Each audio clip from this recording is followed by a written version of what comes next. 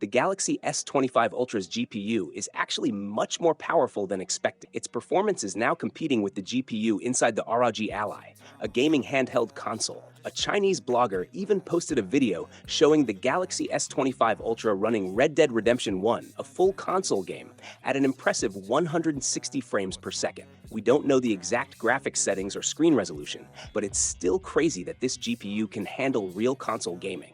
What's really exciting is that the Snapdragon 8 Elite supports Linux, so it can actually run PC and console games through emulation. We've already seen this GPU handle games like Assassin's Creed. But besides emulation, we need big AAA games specifically made for this GPU. If any company can make this happen and work with major game studios, it's Samsung. But what if all this power comes with a downside? Heat. The first phone with the Snapdragon 8 Elite, the Realme GT 7 Pro, was recently tested and had major overheating issues when running the 3D Mark app. However, in other people's tests, there were no problems with overheating on this phone.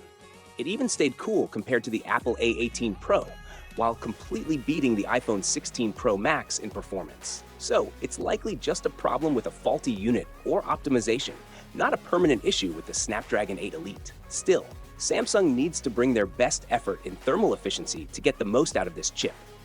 We might once again see a special Snapdragon 8 Elite for Galaxy, which could be a slightly overclocked version made just for the Galaxy S25 series. The Galaxy S25 series is currently being tested with One UI 7.0 software internally, not One UI 7.1. Samsung has delayed One UI 7.0 for quite a while, and it looks like we might not get the first beta version this year. The final version and review could arrive with the Galaxy S25 series. Lastly, Samsung has indirectly confirmed that they will release their XR devices in 2025. In case you didn't know, Samsung has been developing these XR products for about 2 years, and next year is when they plan to launch them. These devices will use a special version of Android optimized for XR and will run on Qualcomm's Snapdragon XR2 Plus chip. Samsung's earnings slide has officially confirmed the S25 series for the first time. This confirms what we already knew. The S25 series will have an upgraded AI Xperion, a premium design. That's all for this video. Share your thoughts in the comments below.